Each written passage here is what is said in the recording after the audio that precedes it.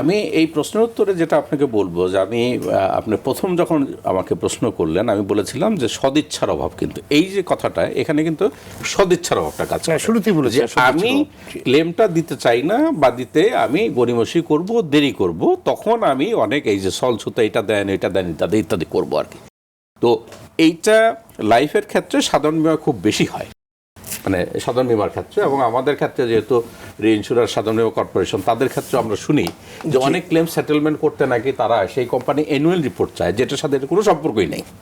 তো এগুলো সলছতা ছাড়া আর কিছু না, অর্থাৎ আমার ইচ্ছা নাই, আমি দিতে চাই না, আমি কোনো না কোনো কাগজে দেরি করব, যেহেতু আইনে একটা বলা আছে যে সর্বশেষ কাগজ পাওয়ার 30 দিনের ভিতর 90 দিনের ভিতর সেটেল করতে হবে। আমি বলতে থাকবো যে আমি তো কাগজ পাইনি।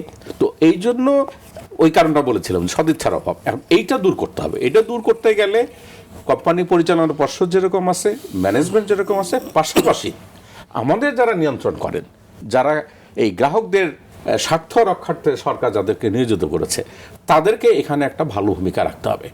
আমি মনে করি বিগত একটা সময় এটা ঠিক হয়েছিল যে আমরা কিভাবে ফিক্স করে দেওয়া, রাইট, কোন ধরনের ক্লেমে কোন পেপারসটা দিতে হবে, সেটা তারা এটা ঠিক করে দিয়েছিল, বাট এটা বাস্তবায়ন হয়নি।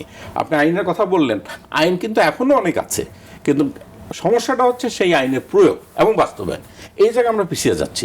তো ইজ্জত থেকে যদি একটা ফিক্স করা হয় যে এই ক্লেমের জন্য, ডেথ ক্লেমের জন্য এইটা লাগবে, হেলথের জন্য এটা লাগবে, ম্যাচুরিটির জন্য এটা লাগবে, এটা ফিক্স করে দিলে তখন কোম্পানিগুলো, এবং সেটা যদি বাস্তবায়ন করা হয়, প্রপার মনিটরিং করা হয়, তাহলে এটা বাস্তবিত হবে। পাশাপাশি কিছু ক্লেম আপনি যেটা বললেন, এখানে আমি ডিজিটালের ব্যাপারে আসবো, যে এখানে দেখেন আপনি যদি একটা ফিজিক্যাল পেপার আপনার অফিসে এসে সাবমিট করতে হয়, বাংলাদেশের একটা প্রত্যন্ত অঞ্চল থেকে আসতে গেলে অনেক রকম হয়, তো সেখানে যদি দেখেন আমরা আধুনিক প্রযুক্তি ব্যবহার করে তার একটা স্ক্যান কপি নিতে পারি। আপনি খুবই সিম্পল, আসলে উন্নত বিষয়টা এভাবেই হচ্ছে।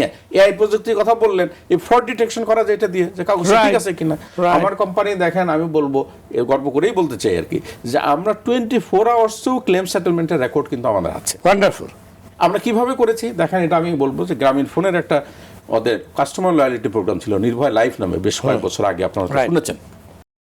সেখানে প্রথম দিকে আমরা বেশ কয়েকটা ক্লেম আমরা উইদিন 24 আওয়ার্স সেটেল করেছি, এইভাবে যে ক্লেম হয়েছে দেন অ্যান্ড দেন ইন্টিমেশন যখন আমার কাছে ইমেল আসছে, আমি সেখান থেকে ডেথ সার্টিফিকেট স্ক্যান করে নিয়ে আমার লোকাল অফিস থেকে খুব কুইক, শুধু এইটুকু কনফার্ম হয়েছে লোকটা মারা গেছে, তারপরে আমরা প্রসেস করে জিপি ওয়ালেটের মাধ্যমে সেই নমিনিকে আমরা কিন্তু টাকা দিয়েছি উইদিন 24 আওয়ার্স। এরকম অনেক রেকর্ড কিন্তু আমরা সৃষ্টি করেছি, যেখানে যেহেতু আমাদের সদিচ্ছা ছিল এবং আমাদের সেই টেকনোলজিক্যাল সাপোর্টটা ছিল, বা আমাদের কারিগরিভাবে সেই সক্ষমতা আমরা অর্জন করেছি বললাম, আমরা এইটা করতে পেরেছি।